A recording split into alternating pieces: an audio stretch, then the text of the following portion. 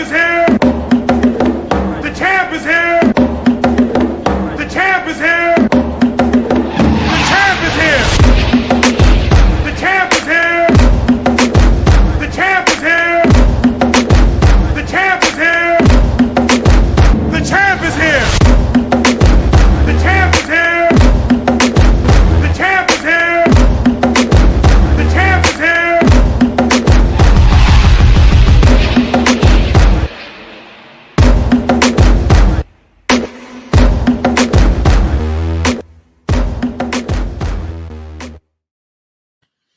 Welcome to State Champions Podcast, and I'm talking about we in season 6.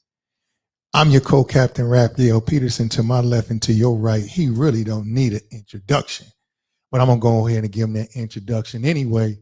It's co-captain George T. Ward. If this is your first time tuning in, shame on you, but this is what we talk about on State Champions Podcast. We talk about people, politics, community, and culture. And what would our podcast be without us talking about sports? You know, would a former coach or current coach be? We have to talk about sports a lot of times. And tonight, since it's season 6, man, I'm so excited to see us back in the basement. It's been a long time coming. A lot of things going on. You're talking about the NFL has kicked off. Everything is getting ready for baseball, for the pennant. Everything is getting going. Everything is getting started, G, and it's probably the best time of the year for a sports fan. For a sports fan, for sure. No question. So for tonight, we have to make sure that we start this off, G, with a toast to the actual show. 6 years, can you believe it?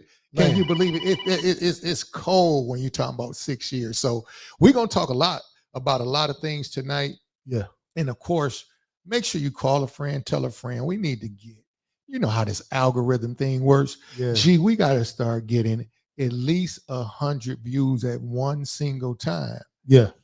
On the podcast for us to start registering all the and to get platforms. real big. And so we can keep giving out this great content that we do, talking about the politics and the community, the culture and sports. So make sure you call a friend, tell a friend. You can call in tonight. Gee, I think on the flyer, we labeled it as something as a more of like a talk podcast, because this is what we do, but we need people to call in a lot more this year. We need some interaction. We need some interaction. Don't be afraid. I'm sitting around, I'm riding through, I'm listening to the sports talk on the radio and stuff, and I hear a lot of the guys, they call in, and a lot of times it's the same people, but they had great conversation. And G, for a platform that like you on ours, I think that we should be getting a lot of people calling in and just interacting and voice your opinion. And especially when you think about what we're talking about. Oh yeah, and of course when we get to what we're talking about, that's part of this whole thing. When you call, you said, Ralph, we got to get going, baby. We have to get this conversation started about the Charlie Kirk incident. Absolutely. And it's crazy, but this is what we do. We talk and we can have our opinions and do what we do, and it shouldn't go bad. But we're going to get into that and everything. And also today, we definitely going to have the coaches corner. You ready to get some picks, G, for the weekend? You know, what you think? You may can get some for the night. I'm going to do the parlay. You do your coaching thing, but we're going to talk about the whole NFL. Of course, none other than the Detroit Lions. They playing this Monday night football. Baltimore. I know a lot of people going to that.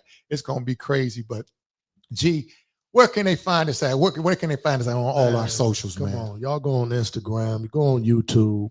Obviously, we on Facebook Live too. You can check us out right now on either of those platforms. But the one thing we want to do, hit the like button. Go to YouTube. Hit the like button. Subscribe. State Champions Podcast. You'll see us. You know the logo when you see it. That's the one thing about it. Everybody around town know the logo. Check us out. You know, understand the content is really to truly try to educate our people and really create some dialogue so you can educate us. We can really come up with some ideas and try to help us, man. We looking at the community. We can complain all we want, but until we really come up with some plans, with some strategies, we'll be doing the same thing. Oh, man, absolutely. And to your point, we are always trying to give that solution. So what we toasting to tonight, G? What we toasting to? Man, season 6. Season 6. Season 6. Salute. Ain't nothing else. Dr. J, listen, man. Listen, everything. Season 6 is going down. Make sure y'all grab y'all a little something to have a drink.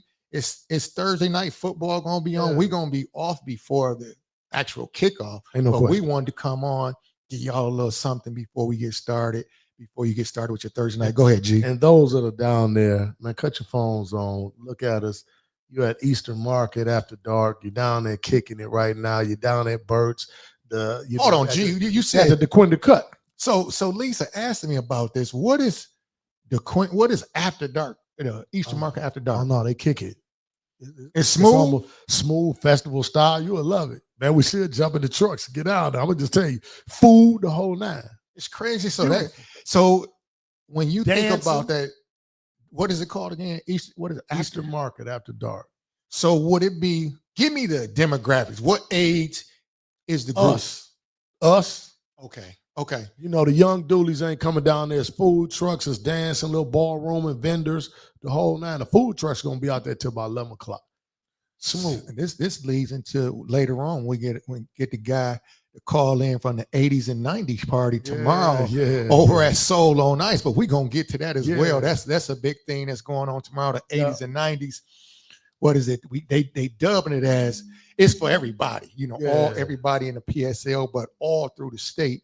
And we're gonna have none other than Derek Kearney. He's gonna call in, absolutely, and we're gonna pipe him in. He's gonna talk a little bit about that, and have a wonderful time tomorrow night over there on Soul on Night. So it's gonna be a great event. And a matter of fact, let me see if I can get this up there. I think that's it. The 80s and 90s. Yeah, that's it. Yeah, it's gonna happen. Right, it's gonna go down. But we're gonna get DK on the line. And we're gonna talk about that and everything. But G, let's get started. If you have any questions, people, comment.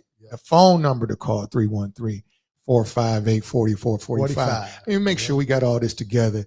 But G, I want to get started really quick here. Got to. And we have to talk about Charlie Kirk and the backlash. And what has happened in the last week. And for the people who may not know what has happened, Charlie Kirk was a guy, Republican right-winger type guy. He spoke at the Republican convention this year and had a great relationship with President Trump.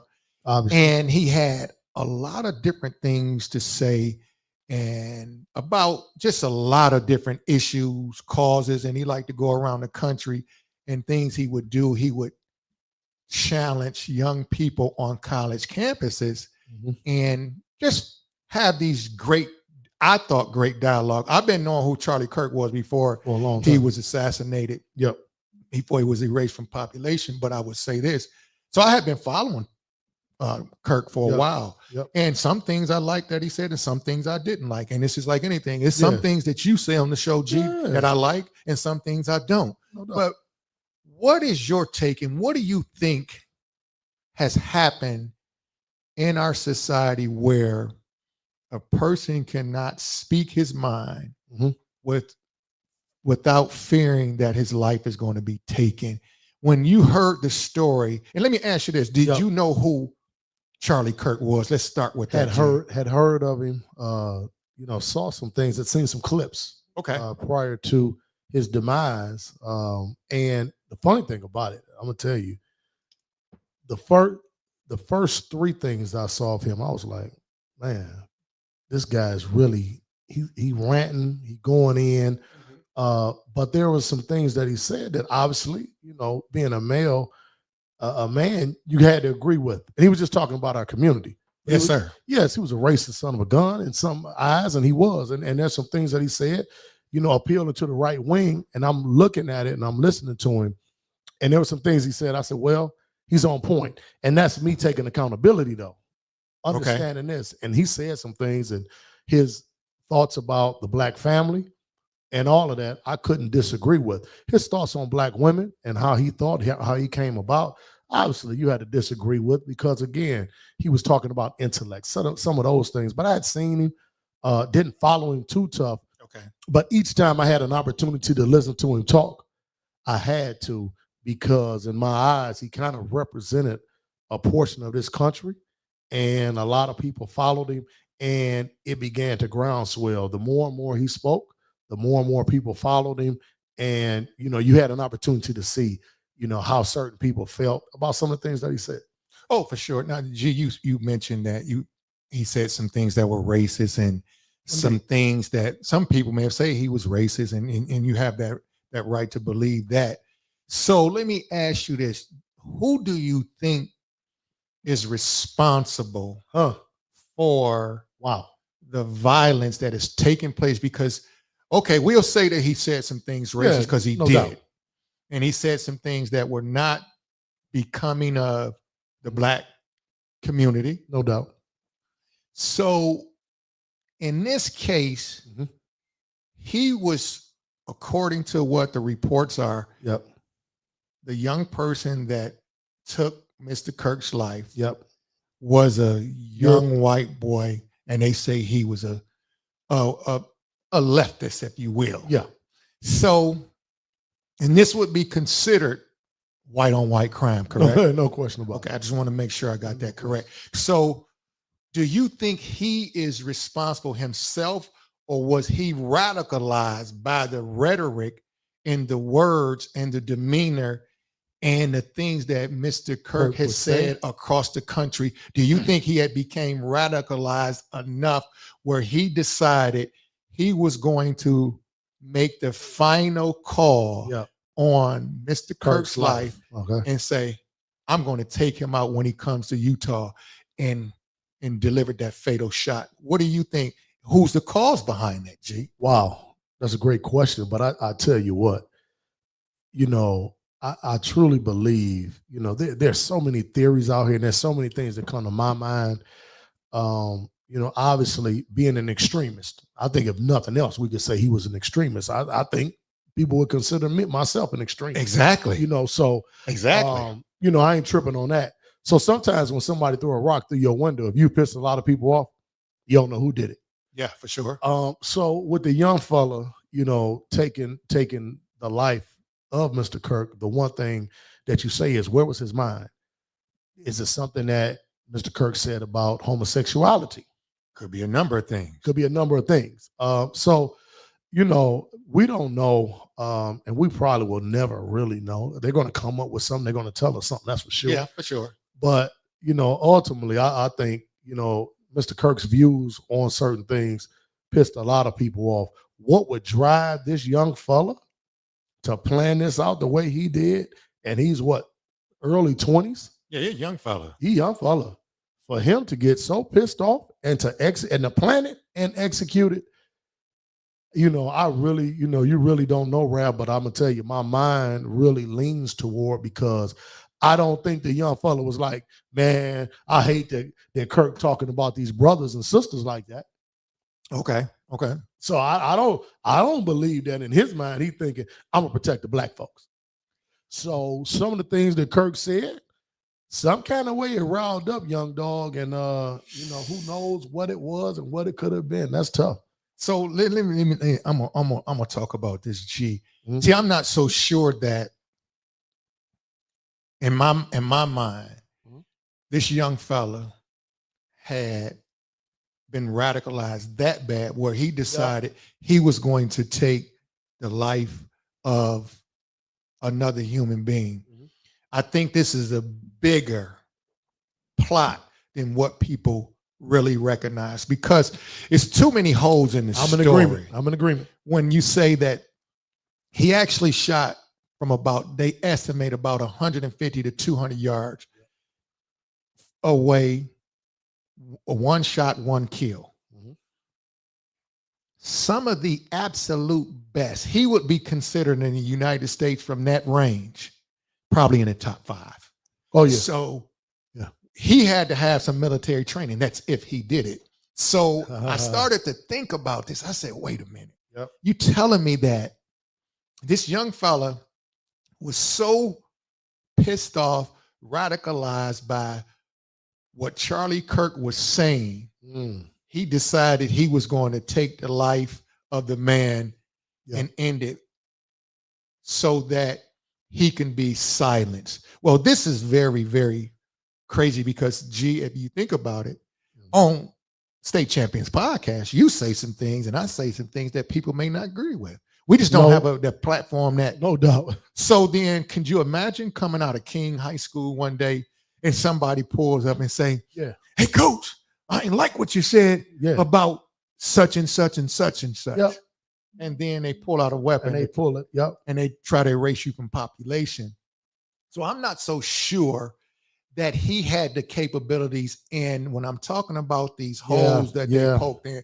Yep. So according to what they said, you're saying it's a bigger plan. Oh, it's a bigger picture. And I agree. And so what they said that he took the shot.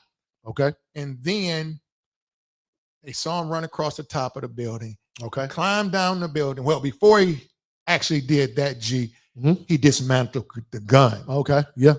Ran. I guess he put it in his backpack. Then he climbed down the building, go across the parking lot, go through the woods, and they found it in the box, and it was back intact. I don't know about you. I ain't never shot nobody, G, but I can tell you one thing. You had that kind of composure? No, for you to take the gun and loose, climb down, and then put the gun back together. This don't sound good to me. It sounds unless like he's done that for all the 21 years that he's been alive every day.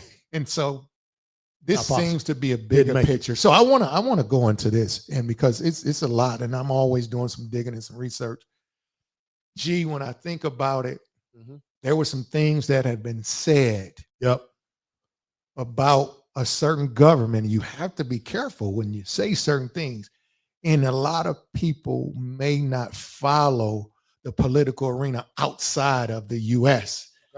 And the U.S. is really being controlled by one group, and that is Israel. It's not even up for debate. So that's what AIPAC is. If people don't know what AIPAC is, AIPAC, American Israel Political Action Committee, this is what it is. Now, according to some close friends of Mr. Kirk, he had traveled in recent weeks to Israel. And he started speaking out about against the Gaza Strip. And then he started talking about they should definitely consider open these Epstein files because it's tied to a ring that is not favorable in our community. And if you notice, go ahead. After all this is taking place, guess what we haven't talked about? The files.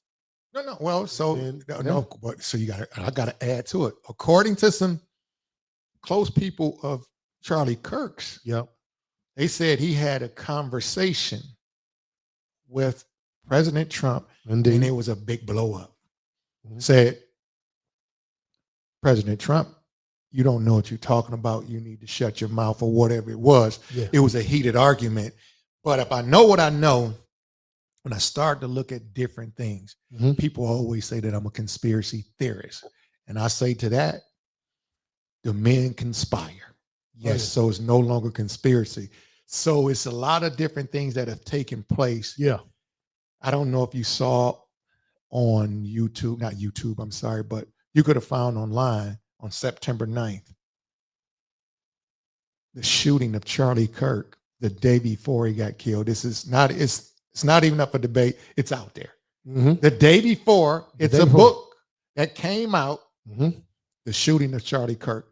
I don't know about you. But somebody had some plans, and it was different social media accounts that were linked to something as big is going to happen tomorrow in Utah.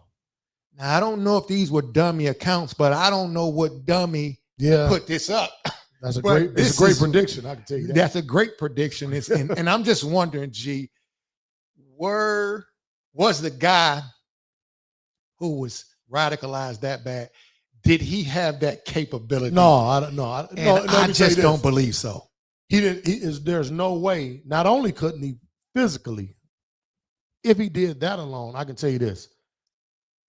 There's no way mentally, emotionally, he could have done this strictly on his own. And if when he had the partners that helped him, it wasn't his partner like Ralph. It was somebody above that. It was Oh, for somebody, sure. there was somebody and some people who made sure some things happened. And when you look at the shot itself, this wasn't Young Dog just being upset. This wasn't a guy that was just, you know what, man, hey, I'm going This to is come to the beyond court. that. I'm going to come to the court. I'm going to bet Young Dog $50 that I can hit this shot from half court. And you ain't realize he was Steph Curry. Now, listen to me. There's something bigger than this that's going on. And again, as you said, we'll probably never know. But if you really look at things analytically, you better understand that it's something bigger than Young Dog that they got in prison right now. Oh, for sure. So, and I want to add to that, G, really, really quick, because we're going to move on. But think about it. It is something bigger than that.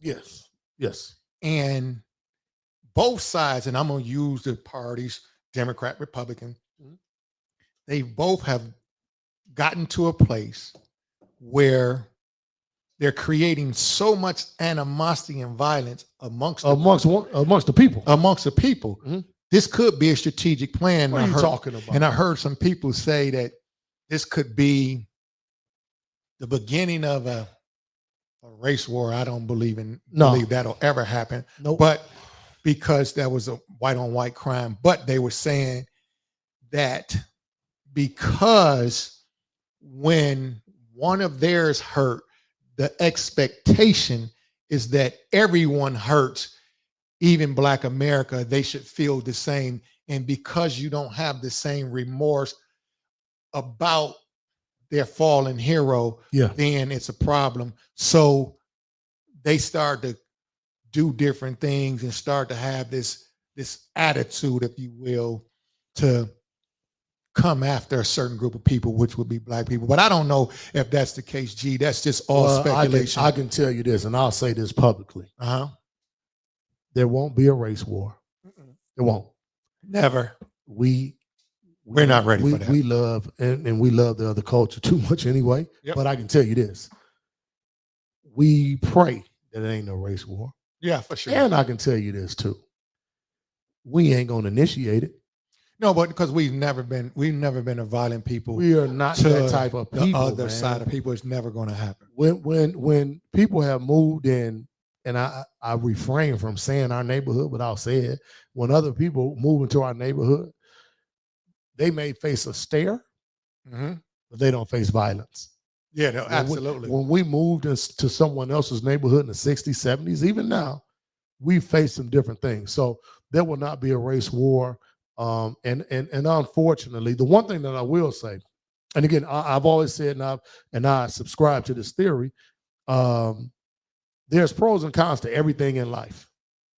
And I think this situation, you hate to see that his family has to deal with this, but I hated to see Malcolm's family, Martin's family, Medgar's family, hell, my family, your family deal with this. But I will say this to you and understand this. This has really opened up, and it should open up the eyes of a lot of people to see how certain pockets of the country truly feel and what they feel about us. But this is the thing about it. Am I more upset? Ralph and I, it's crazy. Am I more upset that Charlie Kirk said what he said? Or am I more pissed off that oftentimes we confirm what he thought? Say that again, G, because say that one more time for me, because I want to dab. I want to dab into this. And so the one thing I'll say about us as Black and brown people is we hate to hear the truth. For sure. I wish you would hit the button. You can't handle the truth. Yeah, you can't handle the truth. Well, here's the deal. And I tell my players all the time, I say, man, are you mad at me for saying it? I say, man, you shouldn't shoot another damn three. You ain't hitting them. You're shooting 13%. Are you mad that I said it? Or are you mad that it's true? I'm going to tell you. See, we've confirmed, Ralph. A lot of things that he said, man, when we talk about the pilot, we talked about our women and all that, man. Our women are we're intellectual people. So that don't even bother me, though. That's the crazy thing about it. It don't even bother me. Yeah. But the crazy thing about it is when he started talking about the violence in the community, when he started talking about our women having children with just anybody and the man running off, and he says it has become accepted by our culture. A lot of y'all got mad. I didn't. I ain't get mad that he said it. It's funny. I don't even want to say the name because it'll throw us off, and we'll get into another. We'll go say it right quick. No. We're not gonna do it because I'm just thinking about what you're saying, and I think the outcry becomes the truth really hurts. The truth really hurts, dog. And so when he mentioned, and I want to add to the DEI thing, and he started talking about that when he said that if he saw a black pilot, the question would be, is he qualified? Yeah. Well, I think from my view, it's justified because if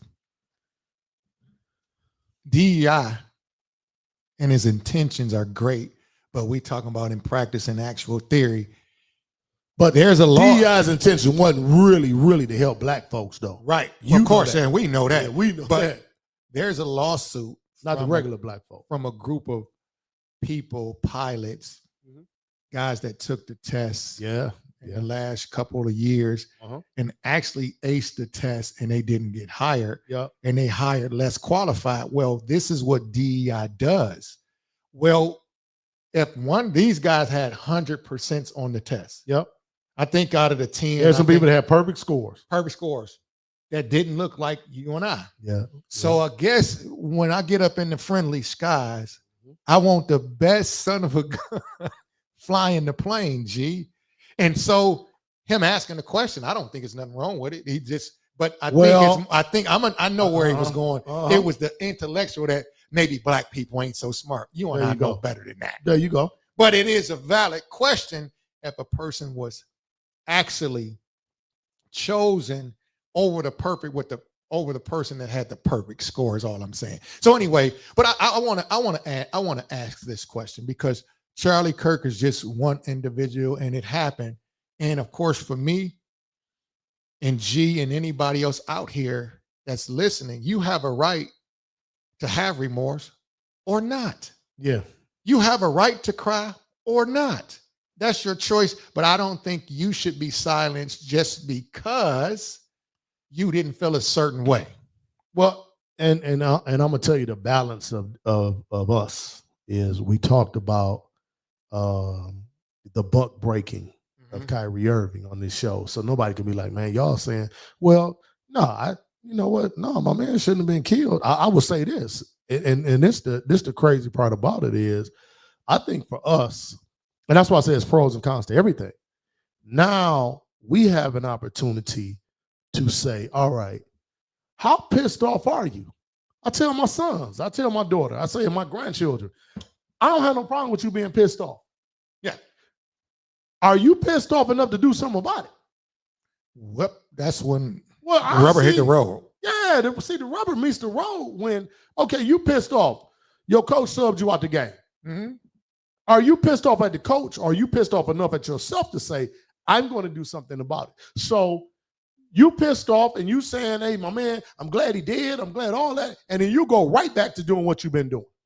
Well, CG, I think that's a whole nother topic and a whole nother subject matter. That may have to be Truth Telling Tuesday because realistically speaking, a lot of times we're going to just deal with the day-to-day news and we're never going to make the changes. And I guess this is my question, because we have other situations that's going on in the black community and the young fella down at Delta State University, Trey Reed, who they found, because I want to move on past Charlie Kirk because great segue.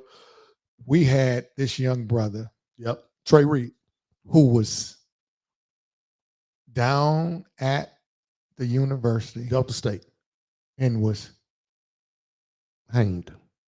Because sometimes you can't. YouTube, they be tripping, so they hung him up and strung him up, if you will. And how come the outcry was not so loud for the young brother? But for me, I'm talking about from our people. And I'm going to tell you why it's not amplified. And this is going to another point, and we're going to have to address this as well. This is probably the best time in U.S. history for the black community Uh-oh. come back together. I'm gonna tell you why the story is now not amplified so loud. Okay, why not? Because he was black. And we do not have our own media outlets. Don't think that BET is ours because it's not owned by anyone that looked like us. It was sold many, many years ago. So here's where I'm looking at the bigger picture. If we're going to have a public outcry, we must have forums like this, but we must have people that are going to tell the story. We need real journalists to come out, but we need our own networks again. We do, but Rav, I'm gonna say this. Before we get our own network, we got to have our own minds. Oh, for sure. If we had some naked women on here, for what we are to Finkel Avenue Puritan for this city and for the people that we know, it would just be all over the place. And I think it's unbelievable that this occurred, and there's not really, we'll say something about the young brother, but there's not the outcry. And I think one of the problems that we have is we don't know what to celebrate and we don't know what to fight. You listen to me. I'm going to say this in case something happened to me tonight. Black folks, us as a people, I'm going to say it.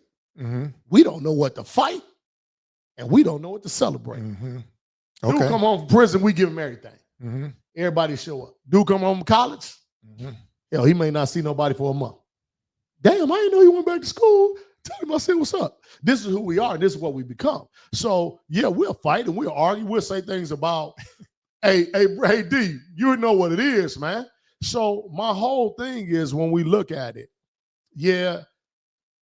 a brother at Delta State University, do we realize all those truck drivers that have been come up missing and come up dead? Right. In North Carolina. We had Arkansas, we ain't saying nothing about it. So what we do is allow people to tell us, Dennis Archer, we allow people to tell us who to vote for. We voted for Archer because guess what? The Europeans told us, hey, man, you should like him. Y'all shouldn't like Coleman Young. He wasn't good. So, God, man, look at his pictures up, man. And it's crazy because Ralph, your nephew, 22 years old, he had an HBCU down in Texas. So every time I talk to him, I see the phone ring, I'm happy and I understand, like, man, this could be, and now we're giving him different rules, almost as if we're back in the 60s. No, for sure. And that's the tough part. And so you mentioned about the other young guy, the people that's been the truck driver, this guy out of, he was in North Carolina. I think he was out of Chi-Town, Javion McGee. He was another brother who was found hung in a tree out there in North Carolina. So it's, for me, G, I really believe this is really the best time for us to come back. Of course, we got to change our thinking. It's a whole model behind it. And I don't know what that is. That's somebody else. But anyway, it's a whole thing that we have to change, a whole mindset. That's the first. But it's no other time in U.S. history that the black man, black woman, and black children should come back together because we have the ability to do it. Yes. It's that we have to come back, talk about our differences, and think about this as a strategic plan to better our community. And Ralph, people, I hear a lot of people, and just being around so many so-called educated Negroes, it's amazing because scholastically we've become educated, but socially we're not as educated as we really need to be. I'm gonna tell you the truth. Well, here we are, right? We're looking at it. People say, well, we got to heal, and we're trauma and narcissism. And, we got so many words and all these cold words. I don't know what the hell y'all talking about. And I'm gonna tell you this: we need to heal together. No doubt about it. So many people will say, well, you know what? Before he gets with a woman, he's got to heal. Well, oftentimes, what I can tell you is our women definitely have to heal. And oftentimes it's because of us, but we got to heal together. And we can't do anything separately. And so, individually, you got to say, okay, I got to go to therapy and all of that. But in the interim, in the meantime, in between time, We have to heal together, and we got to come together. And I think the gender divide and the generational divide is preventing us from doing so. So, God bless the families, man, of those young people, man, Yeah, those truck drivers and all of that. But Rav just said it best. This is the perfect time. It's the perfect for us to come together. And inconvenience is really the greatest teacher. We're going through something right now, and it should make us say, you know what? Damn, y'all, you know what? We're right.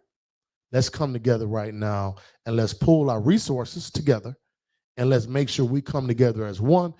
If we're not going to see it, which we probably won't in our generation, what are we going to do for our grandparents, for our grandchildren? And it's the greatest time to do so right now. And for sure, we definitely got to come back together, and we have to heal in what I call real time. And elaborate. It's one thing. What I mean by that, because somebody's going through an issue, say a young lady, and a young man is going through an issue, but they should be together. Ooh. And they want to be together. Ooh. They do have to heal in real time. Yeah. Him, her, and the family, the children. It's the only way to do it, because you can go into a situation and you can look into the therapist's eyes and give them one version of a story. But it's always two sides. And to do it together, they then have the best opportunity to come up with a solution for the group. Yep. And I definitely want not to push past my young brother, Trey Reed, because there are some other things that they're not talking about. Well, they said he had a broken arm, broken leg, and the police has said, well, it was a suicide.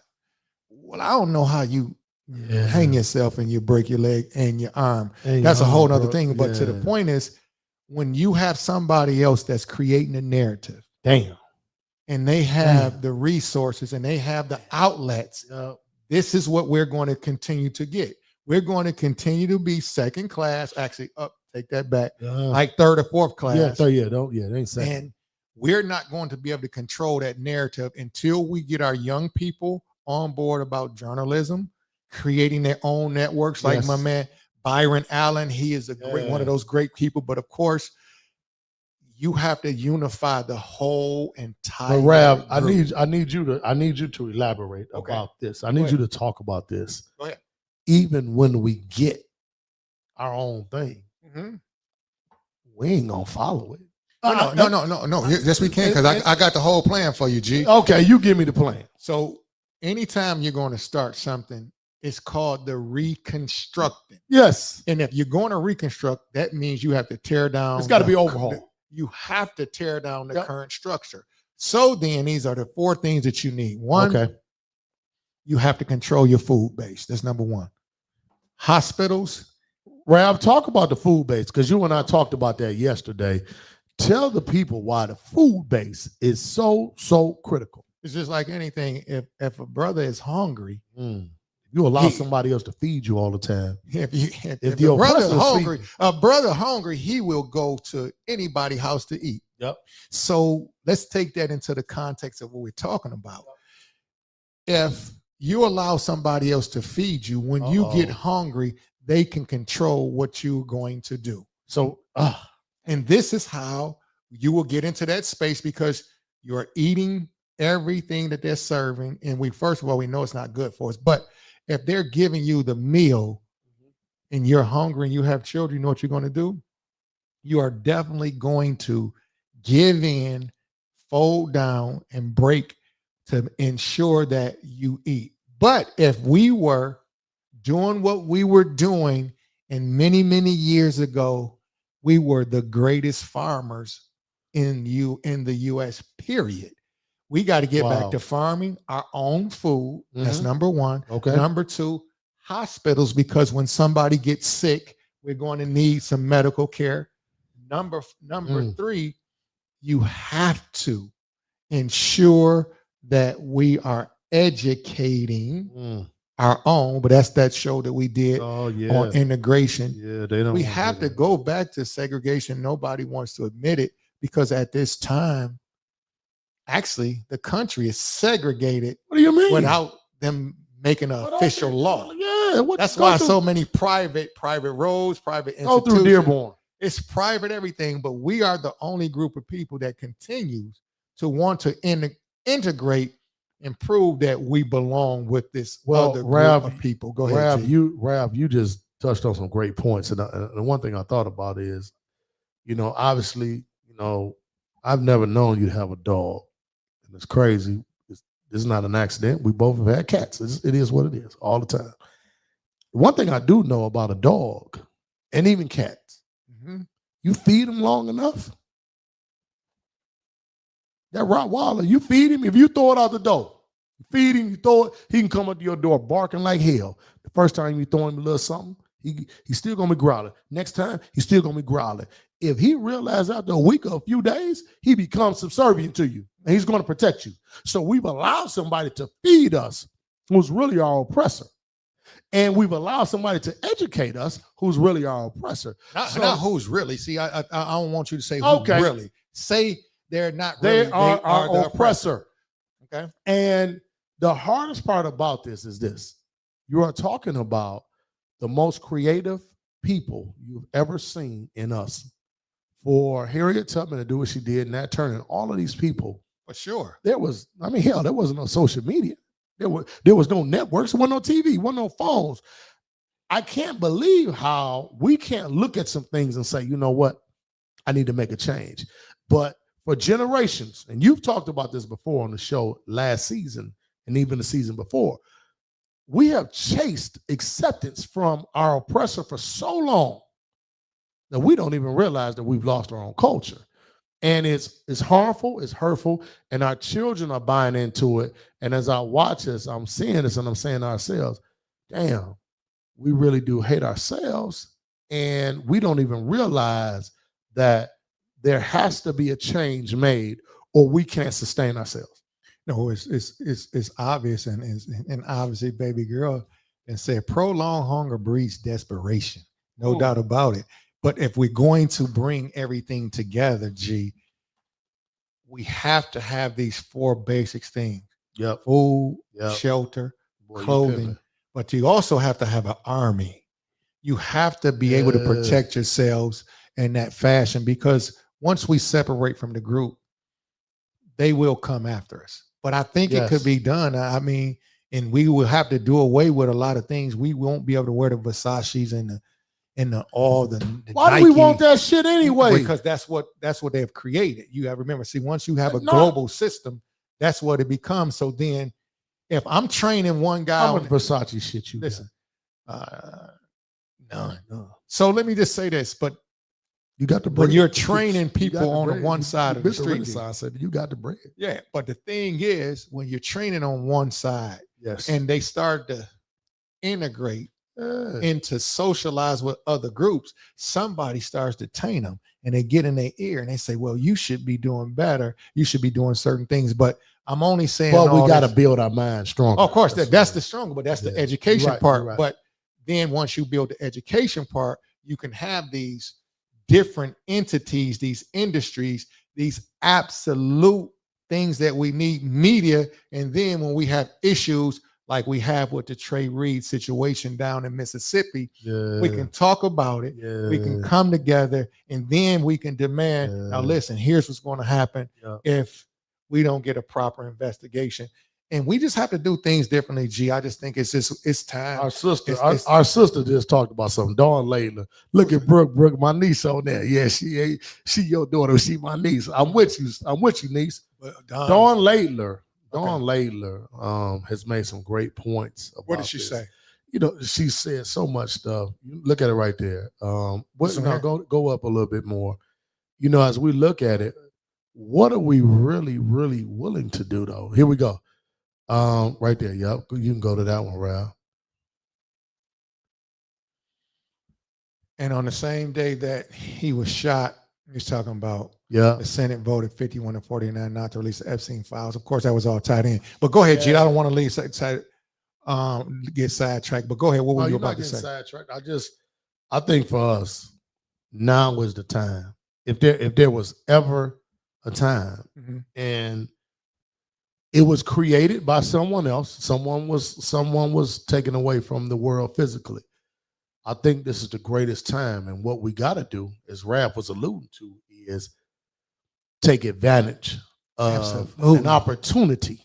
That's all. Listen, that's all I'm saying. Take advantage of an opportunity. You can bitch, you can cry, you can complain all you want to, but damn it, let's come together right now. And I think that the hardest part about this is we spend so much time trying to fight and bicker and complain, and some of us have rejoiced so much. First of all, y'all didn't know who my man was prior to this. Let's establish that. Let's establish that. Y'all didn't know who my man was before this. But I think the hardest part about it is, are we willing to say it's time right now?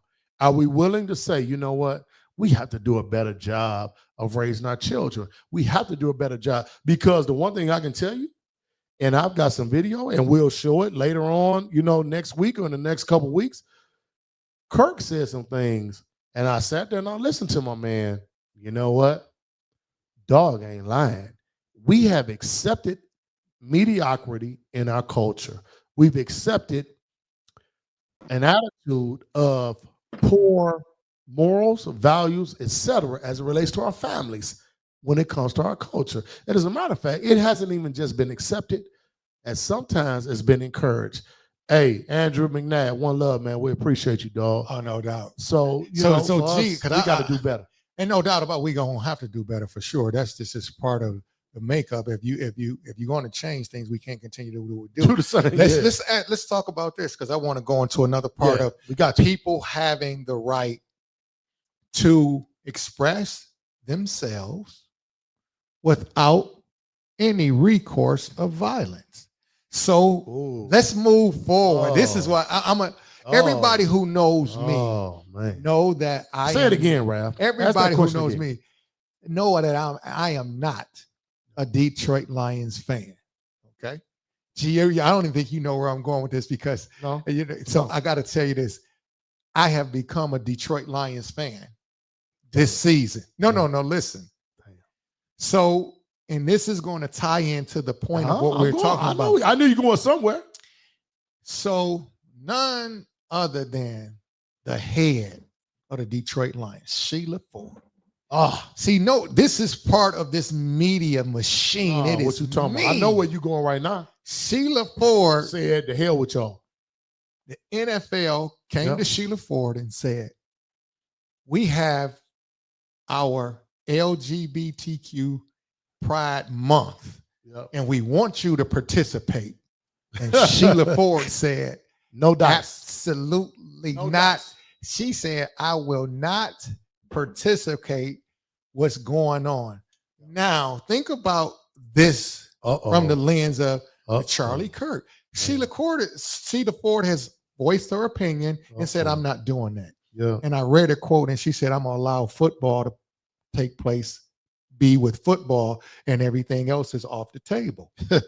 And so when I found that out, now it's a couple of other teams that didn't go for it. What was going to happen was you would get your logo and it would be the rainbow colors. And Sheila Ford, she said, "I'm not participating in that. Football will be football on the field." But I don't know if you know this, G. When she took over back in 2020, she was in favor of Kaepernick kneeling. No, what you mean? I did not know that until today. I was like, wow, I didn't know that. And I said, wow, this is Ralph, think about her family. But you got to remember. But no, we got to remember. Her family is for. She is not, from when I'm looking at it from my lens and what I've heard about the Ford family and the older people, she is she's in the cloth, but she's on her own vein. Yeah, no doubt. And since she's taken over the team, they start winning and everything. So I just salute Sheila Ford to standing up to the people and the masses that said, "No, this is what you have to do." She said, "No, I'm not doing that." Well, Ralph, even in the midst of everything, and the one thing I think, and I can say this, is for Mama B, if Mama B is watching, the one thing I'll say is the Fords have for years, even when they had to say, well, you know what, man, maybe I shouldn't. There have been times when they said, no, I'm gonna pay these people what they deserve. I ain't gonna play them like that. And there's other times where it's like, oh no, dog, you're a racist too. So they all have had those instances. But the one thing I say, historically, even in the 60s, 70s, you look at the city of Inkster, Rouge, you look at the city of Detroit, people have been able to come here, and the Fords have said, I'm going to be fair with y'all because y'all taking care of us. And I salute this queen, though. I salute Sheila because she said, you know what? I ain't falling for that. And we ain't about to do that right now. So what you're saying is that some things you agree with and Ain't some no doubt. things you didn't. Ain't no doubt. And this is the No whole point of this Yes. whole Ain't no doubt. platform and podcast tonight is that it's okay for you to have a disagreement, Yeah. some views, Yeah. and sometimes your views may be a little racist. Oh, And because now they may say that some things that some people we know may be a little racist. Hey, listen. I'm just keeping it I 100. ain't gotta go to Red Devil with Charlie Kirk. Yeah. I ain't had to go to Teresa's with Charlie Kirk, and we ain't had to come in the basement with Charlie Kirk. Mhm. So really what he thought and what he thought about us, what he thought about me, I really don't give a damn. Right, but it doesn't make me a difference. It don't make me no difference one way or another. the other. One way or another. So I just think for us, it's us being so ill-equipped. Every time I see something that goes on, when someone gets, taken away from this world physically in our community, I look to see what some of the people say online. And so I started this when the internet came out. I was coaching the Southeastern, and I remember I used to make my players say, look at this. And look at what they have to say about y'all. They talking about y'all like y'all animals. And after a while, I wouldn't even get mad. I said, look at this. Now, this is how they feel about you. So my thing about it is this. Hey, man, do something about it. Because in my mind, I can tell you this. There's some things that Charlie Kirk said. There's some things that those European Americans feel about us that I have said the exact same thing. No, absolutely. It's things that the Republicans have said, and there's things that the Democrats have said, and I'm like, okay, whatever. It's going to be what it's going to be. So listen, since we talking about Sheila Ford, Yep. and we talking about the Lion, I'll talk about so that. then Your Lion. Oh, hold on, wait a minute. Now listen, I like listen. Your Lions now, dog. I'm a Lions fan because of Sheila Ford. I ain't asked you why. But no, you should. Because I ain't no Lions fan important. like that, but I'm just But saying. so what we're going to do, we getting back to a couple of our segments. Okay. And this segment here definitely is a segment that we bringing back. And we're going to go through this really, really quick. Yeah. The NFL and who's going to win each division. I already have me a couple of bets in, and then Parlay Peter do his thing. But we're going to start with this one right here. Get ready for Coach's Corner. A one-time Michigan Coach of the Year, George T. Ward, gives his coaching perspective. Let's get to it. All right, now we back in the building. we We back talking in the about, building. we got the Coach's Corner. Now, we done brought it up. So, G, I'm going to go through the questions for you. Okay, come on. And it's week 3 in the NFL. Of course, it's Thursday night football. We're going to be off here in a minute. But we got a couple of things we got to take care of because we got somebody holding in on the line. Yep. DK, I see you, baby. But Yeah. we're going to get you in a second. We're going to talk, and we're going to talk extensively as well. G, I'm going to start it right off, and then I'm going to end it with the last conference that's relative to where we at. Uh-huh. Who will win the AFC East? This is cheating. Oh, yeah, this is Buffalo. Buffalo. That's easy. All right. AFC North, Baltimore. Baltimore. Hands down. AFC South. Ooh, Rav, I'm going to tell you something. I'm going to tell you right now. Who you going with? You got to go with the Texans. Come on. Texans struggling? I'm not Texans. so sure. I'm going to the Texans now. Y'all I'm listen not to so me. sure, I know you ain't. but I think I like Indianapolis. India, Jacksonville to upset that one. Yeah. What about the AFC West, G? What do you think about that? Hey, I said it at the end of last year. The battle will be between Denver and the Chargers. You ain't said that last year because you a Kansas City Well, fan. I'm a Chiefs fan, but I ain't no fool either. Oh, okay. It's okay. He say he a fan, but he ain't a fool. Okay. Yeah, I ain't no fool either. The one thing I'll say is the Chargers will probably win the AFC West. So I have the Chargers in one of my parlays that the Chargers will win. Okay. Okay, what about the NFC East? I think that's Philly. a foregone conclusion. Philly. We're going to go NFC South. Oh, man, if Uncle Bernard watches this, man, I probably won't be able to lay this down, man. Damn, man, the Packers. Mm-mm. The Packers. I said the NFC South. Oh, the South. I the skipped South. that That's one fine. on All right. purpose. Come on. The- Man, you got to get listen. your glasses on. Yeah, no, I got to be able to hear. The South, I'm going to tell you right now, the South is Tampa Bay. Tampa. Nope. Damn, it's them. No, it's Tampa Bay. Tampa Bay. Okay. So let me ask you this one. I got another one Yep. for you. I got another one. Okay. So NFC West, who you NFC have? West. Man, this is the Arizona Cardinals, Will Johnson. We tried to get him on the show. Dion, you done played this, though. You coming on the show, Dion. I'm telling you. Arizona Cardinals, man. No, sir. They're going to be tough to beat. The Rams. The Rams. I know what you think. All right, so let's go back to the none other than the NFC North, the beloved Lions, Packers, Chi-Town. It's my words. I call them Chicago. Chicago. It's The GO. Chicago. As my nephew them call it down there in the GO. The GO. Okay. In Minnesota, who you have winning the NFC North? It's going to be the Packers. Don't tell Uncle Bernard I said it. Well, so here's the thing about that, G. I have a parlay in, Yeah, and Minnesota. I have Green Bay. I tried to explain to everybody that Green Bay would win, and they thought You said that a while ago. I said it a long time, but I'm a real guy who likes to bet, and I'm not betting with as a fool. I'm betting with my money, and I'm gonna do it the right way. So now, G, for the next segment, I got to come up with a parlay off the cuff because I have not done any research.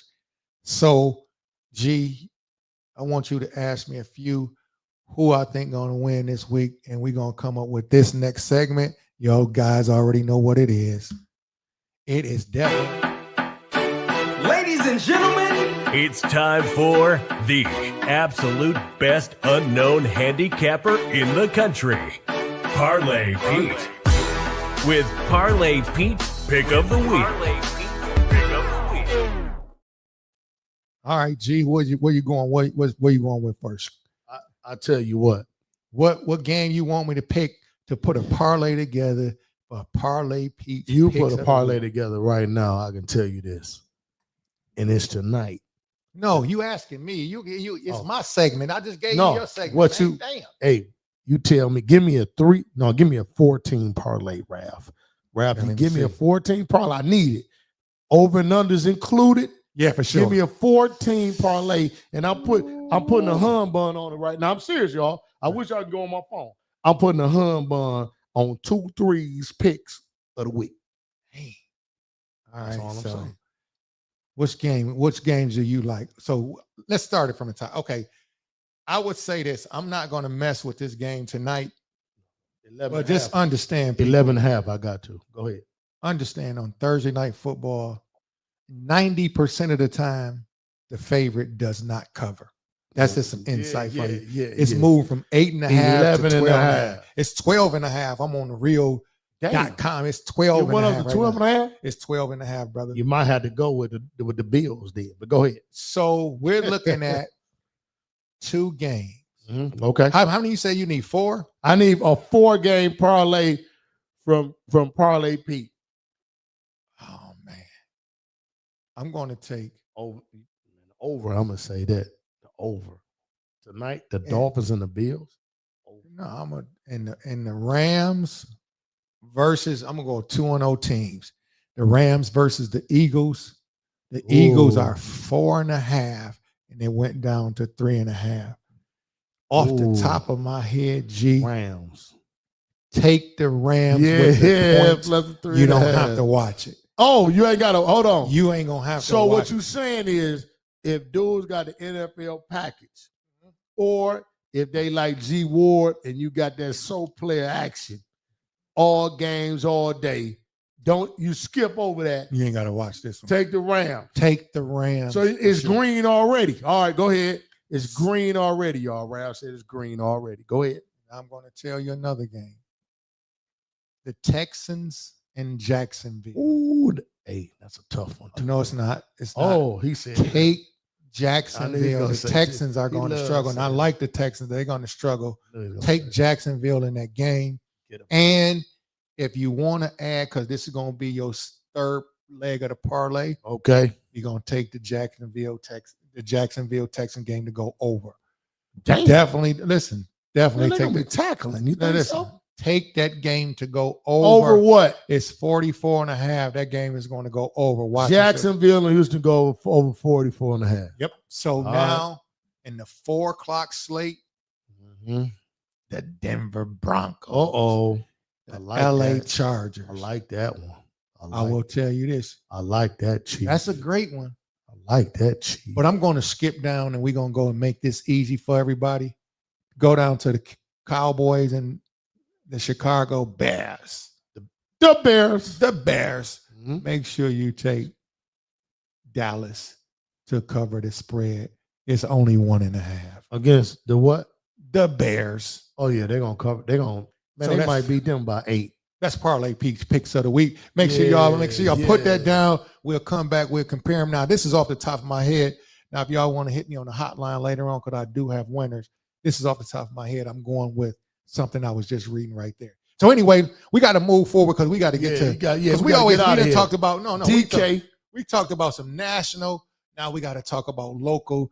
GU is talking about the Eastern market after dark and the demographics and how smooth it was.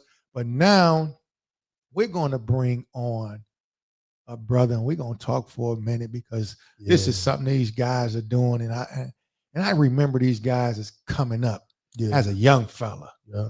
And we talk about the Supreme Court and you talk about Southwestern prospectors. Okay. With Derek Kearney. And I just was always like, well, wait, you talking about you got the judge and the Supreme Court. Okay. So you do. I assume they were saying that the Supreme Court was over the judge. Yeah, that's what they was But trying. they That was have the insinuation. combined that they are putting together tomorrow night Soul on Ice. Okay. Yep. They have Antoine Jobert, Yep. who, young fellas, if you're listening, and anybody who's thinking about anything, he was definitely LeBron James before LeBron James. Your hands. The judge. The judge was the coldest. And you're talking about DK over at Kettering High School and the Supreme Court with his team, and they felt that they could tackle the judge and beat them. But they're coming together for a party, a throwback parties, 80s and 90s, Soul on Ice, right there on Livernois, 8667 Livernois. Make sure you're in the building. I think it's maybe 8867, but it's there. We're going to welcome to the show none other. Oh, Then man. Yeah. we're going to add him to the stage, none other than Derek Kearney. Derek Kearney. DK, where you at, DK. boy? Can you hear us? I can hear y'all. Can y'all hear me? You know we can hear you, man. What you talking about, baby? I'm here, man. Hey, I'm loving this segment, man. I'm a football guy now. I don't even care about basketball anymore. I'm a football guy. Man, where you at, man? We can't even see your face, man. Where you at? At a party? Where you at? Well, you want me to go in the light room? Yeah, man. What we doing? Where we at? I don't necessarily want to see your face, but our people Come need on, to, what man. you Come got on. the. What we doing? Yeah, you What about now? What about now? Man, we can't see you, man. What's it, man? see You you, got, man, man. you ain't Cut got it no out. light, man. Anyway, Come on, tell us about. Here we go, man. Talk to us Here we about go. tomorrow. Man, why you you're like Darth Vader around this man. Is that better, man? Yeah, that's a whole There you lot go. better. There you There go. Go to your left because Leah had to help you out with that. yeah, because Is you that got cool? the light. Yeah, that's cool. But get it straight on up, man, so everybody can talk about this. You can tell us about this party that's perfect right there. This party that's coming tomorrow night, the 80s and the 90s. You and the judge. See, people don't even understand how cold this matchup was back in the day. I'm a young fella and I'm hearing about this. I'm catching the cab. I'm only in the 7th grade.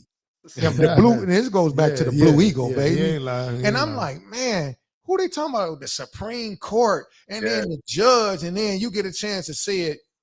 And then for now, it's many, many years later, you Sir. and Antoine and put something together, 80s and 90s throwback party. Tell us about that, GK. All right. Bet. So I'm gonna give you guys and your audience a brief history on how that all came about. All right. So as we know, he was giving Joe Bear's flowers. He was a rock star, man. I mean, Joe Bear was the #1 player in the country. At that time, Southwestern was preseason #1 in the country as well. But as far as locally, they were #1 preseason, and Kettering's team was preseason #2.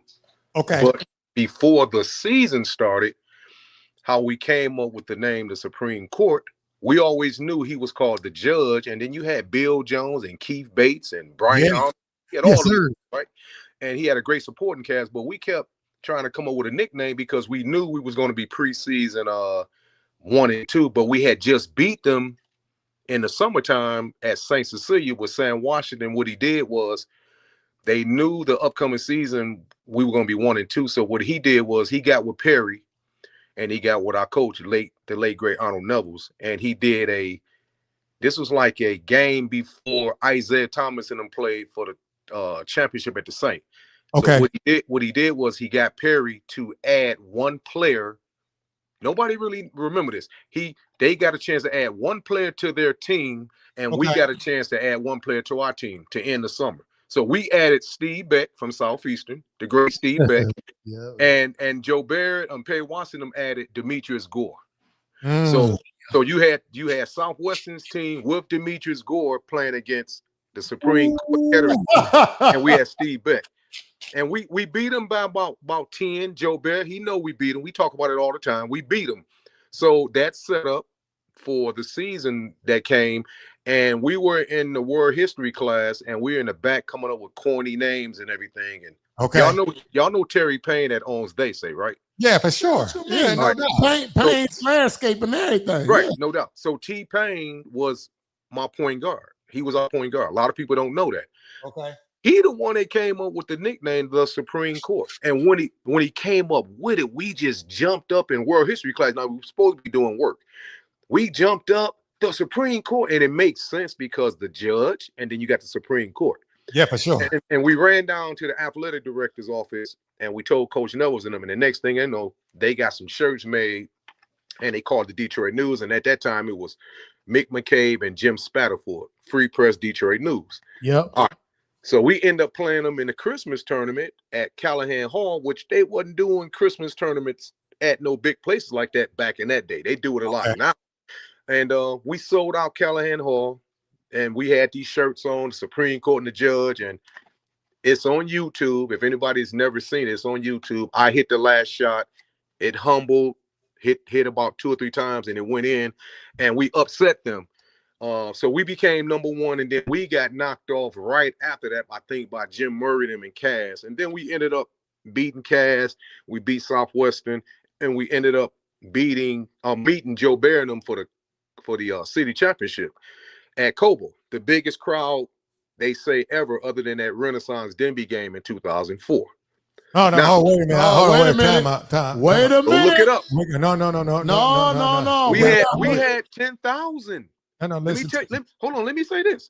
Okay. Here's the difference. Here's the difference why we outnumbered those big games. Some games y'all played in, and the one Denby played with Malik and Joe and them. Now listen.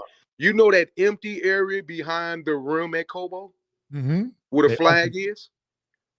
They put a section of seats of about 2,500 to maybe about 4,000, and that took us over the top. They wasn't doing that.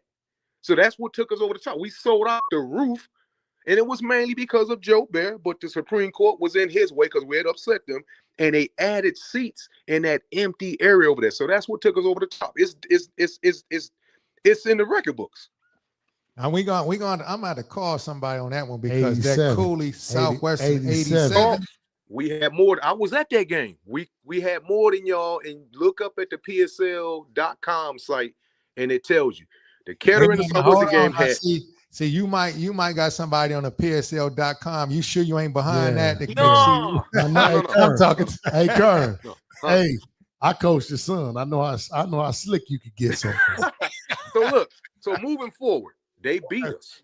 They beat us. So the gift and the curse for me, I'm gonna be honest. I'm a straight up guy. I hit the game winner, but I missed the crucial 1-and-1. We ripped Joe Bear. He fell on the ground and he tripped me. And I went to the line. I had some cramps early. I wasn't supposed to play in the last 4 minutes. I talked him into letting me go back in. I had some cramps. No excuse. I'm shooting 90% from the free throw line. Had no legs on the free throw. That boy bounced in and out. Now, it was still like 16 to 18 seconds. There was still some more play left, but I'll always remember it for the rest of my life. So moving forward, we get to the state playoffs. We get to the Final Four. It's Ray Kelser and y'all know Mike McCaskill. Yep. Yeah. It's Southfield, and that was their second time in the Final Four.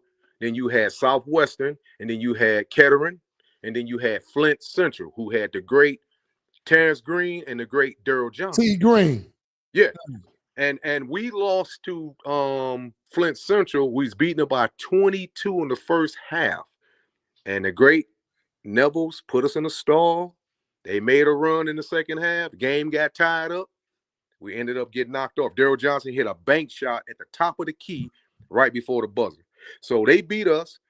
Ray Kelson lost to Joe Bear and them, and that's how Joe Bear got to the state championship. And he had that record 44 points, 47 points, but they lost by damn near 30 to Flint Central. So that's how that went. And then we all went to college. Then it was the birth of the Cooley Cardinals, and I know I went to all the games when you guys were going at it with Southwest, and then you guys were meeting up with them at Chrysler Arena at that time, for the state championship. I think y'all won 3 straight, and I was a big fan. No. You don't think we won nothing? Was it? It was for sure. It was. It was. You know what? Don't say you think. Y'all won 3 or 4, right? In a row, right? 3 in a row. Yeah, 3 in a row. We got to let the public know. We got to make sure it's correct on the books, because sometimes they might thinking we won 2 and then skipped and then won another one. So how did they beat y'all in the city 3 times, but y'all beat them in the States? What was y'all doing? So here's what it was. So that's a great question. So here's what Coach Kelso's philosophy was always. Yeah. He would say, listen, fellas, I don't care. Do you want to be the mayor or the governor?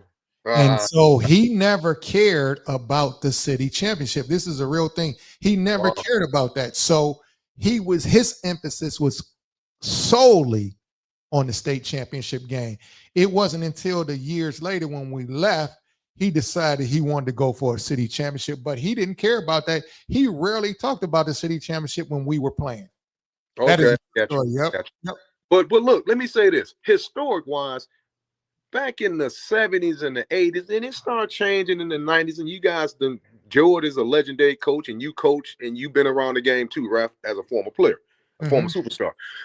Back in the day, a lot of PSL teams wasn't making it to the state championship, so the city championships was all we had until it was everything. It was everything. So we took it serious, trying to beat Joe Benham for the city championship, because I remember going down to Callahan Hall every year to watch the PSL championship game and then the Operation Friendship. That's historic. It'll always be historic. Now, yes, if you won a state championship and you won a city championship, that's big. And George had a chance. He won the city with Brandon in him and Percy in him. But they came up short in the state championship. But George, you done been there back and forth for years, man, and you are a legend, man. You need to be ranked up there with all these great coaches, the Perry Watsons and the Steve Halls and the Ben Kelsos and all of that. So you need your flowers as well. So that's a little history of what we was going through. And then over the years, everybody went to college, everybody got grown, started making kids and developing the kids. And George, you coached my son Brandon Kern. You did a great job with him. Your 2 years you had him. And then here we are now. We're getting older. A lot of us have health issues. We're losing some of our legends. And one thing about being a legend, you don't have to be a legend, which means you had to play in the NBA or you played in the NFL. Yes, we got all those guys that are legends that we can name, the Carlos Rogers, DC, Steve Smith. But Twan didn't get a chance playing in the NBA, but he's a legend. No doubt. Bernard Hall didn't play in the NFL. He's a legend. Best high school football player I ever saw. Yeah, Ralph, you a legend. George, you told me, I don't remember this, but I read it. You hit a shot you hit a shot that saved y'all in the corner. Was that in the state playoffs or was that the city? That was No, the state no. tournament. He hit the So layup. y'all was finna go home, and George saved y'all. That's legendary shit. Ain't no question about it. No You two get ways. what I'm saying? So all of us, we're legends in our families. We're legends in the education system, at our jobs. You know, we in our neighborhoods, in the community. So we're all legends. So that's how me and Twan came up with doing these parties. We started out at TV Lounge. We did 2 years in a row. Everybody came out from the yesteryears, the 70s, the 80s, and 90s. And then we did it the second year. And then COVID came. So we kind of, we fell off. The world got shut down. And then just recently, me and Twan, we talk, every once in a while. And we was like, hey, man, it's time to do party number 3. Now, the difference is this year is we're not going to be at TV Lounge. We're going to be over at Soul on Ice Drinking Den, which is owned by Herb Sanders, who knows about. Do you guys know Herb Sanders? Yes, good brother. He loves y'all. We was talking about. I didn't know this, man. He said his dad, rest in peace, was taking him to all the basketball games. He's a little younger than us, and he was taking him to the basketball games, and he saw me and Twan play, and he talked about that Cooley team, man. And you guys, man, that Cooley team reminded me so much of the Kettering team because y'all had a 6'8", 6'9" center. We had that. We had 2 6'5" guys, which was me and Gobble. Y'all had two 6'5" guys. Then y'all had Earl Starks, who was like our Robert Alexander. And then you had Derwin Good and Mike Talley rounding on at the guards, who was basically Terry Payne, even though they scored more than Terry Payne. But you guys' team and the King Crusaders team with Darnell Dickinson and Jackie Jones in them, seems like y'all coaches took a little the blueprint, because y'all was all the same. We was all the same size. The Kettering team, the Cooley team, and that King team was all the same size. I think I told you about this, Raphael. Y'all reminded us so much of each other, but y'all got it done. We didn't get it done. Y'all won a state championship 3 years in a row. We just got to the city championship, and then we got knocked off in the Final Four to try to get to the state championship, and we would have played Joe Barron. So that's where we at, man. So the party is tomorrow night, the 19th. We got the parking lot is going to be converted to a party atmosphere. We got the inside, we got the deck, and it's going to be a good time, man. All the legends from yesteryears is coming out, man, and it's 80s, 90s music by DJ Fix in the Midst. We got a podcast. We tried to get y'all podcast, but one of these guys on this show right here is going to be traveling over to Africa somewhere. I don't know where. And I hear the crazy thing about that. He gonna be here, man. I ain't even going. He ain't even going. Yes, but it ain't no thing. I'm still. Listen. So look, I just need a building. Section. So look, tomorrow y'all get a chance to get interviewed because we got a podcast. That was gonna be looking to interview George Wilson. Now we can get Raphael, Twan, myself. They gonna talk about the history of the Soul on Ice Drinking Den. We're gonna talk PSL basketball history, and the podcast is going to be there getting interviews with all of us. We're going to have a good time tomorrow night. Oh, that's going to be good. Great, man. Make sure, see, one thing about it, I got to have what I call the champagne campaign. Make sure you have me a section. Yeah, here you know go. What I'm saying? A little black and red with some cardinals over there in the little cage and everything, and then some Moet, some red and black, and then it's going down. All right, now listen, hey everybody, make sure tomorrow night, because it's gonna be a great event. 80s and 90s. We're talking about people who like to have a great time. It ain't gonna be no BS. The older group. We have the good. All we're gonna be doing is laughing and cracking jokes. I'm gonna tell you, DK. I'm gonna tell you who, and I gotta say this because it just came to my brain. Tomorrow night would have really been epic if my man Tone Tober was here, because he would have been going. Yes, sir, man. He would have been going so hard tomorrow night, talking, laughing all night, man. And can't dance a lick. Oh no, he ain't gonna couldn't dance a lick. And then he gonna act like he gonna drink something, and it's gonna be nothing but cranberry juice. But yeah, man. So tomorrow night, what time do it get started? So doors open at 8, but I ain't trying to tell nobody to get there at 8 because it's gonna be still daylight. But we're gonna be there at 2 a.m. in the morning. They're gonna have food sold, drinks sold. They're gonna be grilling food. Like I said, you can wear your 80s, 90s gear, or you can come dressed as you are.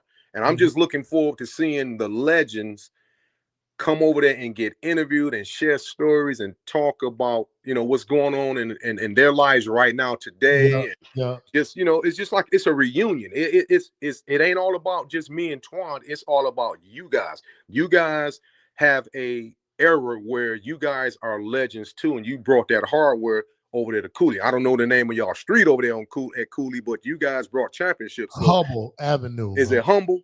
Humble. Hey, I got to say this real quick. You know where it is. So my junior year, we played Roy Tarpley and Anthony Watson, right? First game of the season. We played against some bad boys. Yeah. And they beat us in overtime. But your man D. Kern gave them boys 29 as a junior. Damn. Man, Anthony Watson and Roy Tarpley was a problem, but they you couldn't ain't got to tell championship, man. You ain't got to tell her. Ralph grew up around the corner from No. See, that's not the truth. Oh, so see, he said grew up around the corner. I grew up down the street. You grew up down the street. And I remember, and I have to tell this story because Anthony Watson was one of those guys you would hear these stories. Anthony Watson was pro. And so I got a chance to go down to their house, and I would be sitting in the backyard with him and Boo Boo and his little brother. Mm-hmm.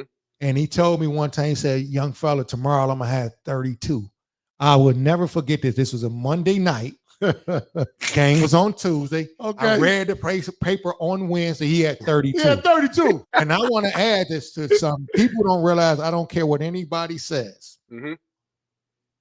This block between Keeler and Midland on Manor, we would go against any starting five in this city. I don't care who you get. And we talking about 7-8 though. No, listen, I know, but I'm gonna give you listen to the names, Kern. So now listen, you had Rufus Morton, Chadsey, Anthony Watson, and Boo Boo Watson. You had Tony and Tion, who lived on our block. Blankenship. And also you had a guy, he since passed away, got killed. Robert, he went to Redford, then myself, and then we had another guy over there by the name of Adrian. He played baseball. But yeah, you told me about him, Ralph. Listen, that group of players, we could have played baseball, basketball, or football. That didn't make a difference. We'd have had money though, for sure. That was the toughest block growing up. I used to be like, man, Blankenships, then Rooftop. Yeah, A. Watson, you know, they probably should have a statue on the block back then. Now that's Peterson Park, right? No, Peterson Park. Manor and Finkel, right there by the old Guest Middle School. It was right there. That was our block when we was coming up. We did everything. We played baseball. You know what Loyola? Is, Kern? Yes. Is a block over. Yeah. Yep. Yep. Old St. Francis. Well, listen, DK, tomorrow night, Soul on Ice. We in the building. 80s and 90s. DK, the judge will be in the building. Man, you know we coming. We in there. Listen, the Cardinals going to be in the building. It's going down tomorrow. Listen, champagne campaign tomorrow night, fellas. It's going down. Now, don't come in there. Everybody want to drink that trash. Well, we going champagne tomorrow night, Dulles. So, hey, I need one before y'all turn this thing off. I need y'all to do one thing. Yes, sir. Here we go. G Ward, you got to invite 250 people, and so do you, Ralph. We need 500 from this podcast to come. We got you. Don't even worry about it. 250 and 250. I'm putting the flyer. And we donate back to the King basketball program if we pull this off. Man, you always say that. I got you, man. I'm putting the flyer on there tonight. Don't even worry about it. Man, love, dog. All right, peace, man. We out of here. We appreciate y'all. Season 6. We back in the building. We got some heavy hitters. Congratulations, man. Listen, we probably gonna have on in the building. We're gonna bring the mayor candidates, but we're gonna bring on none other than Charlie LaDeff. He's gonna be on the show. ML Hendrick. Listen. So ML. Why do I think Charlie LaDeff? ML Eldridge. I'm tripping. But ML, he's going to come on. But we're going to talk to a lot of the people from the city because this is a very, very big election that's coming up. and make sure that y'all our tune local in. government is Our important. local government is so critical. And you want to talk about Democrat, Republican up in the our local White government House, important. local Darnell government. Hall. Listen, Man, D-Hall, love, dog. listen, The man. Olympian. We got the Olympian watching us Nah, tonight, listen, man. Go, Olympian, hey, gold boy. medal. D Hall, one love. Donnell Hall. Peace out to that guy. Yeah. Hey, man, we appreciate y'all. We'll see y'all next week. Same time, same channel. You know Peace. what it is. We out of here, baby. Yeah. Peace. The champ is here. The champ is here.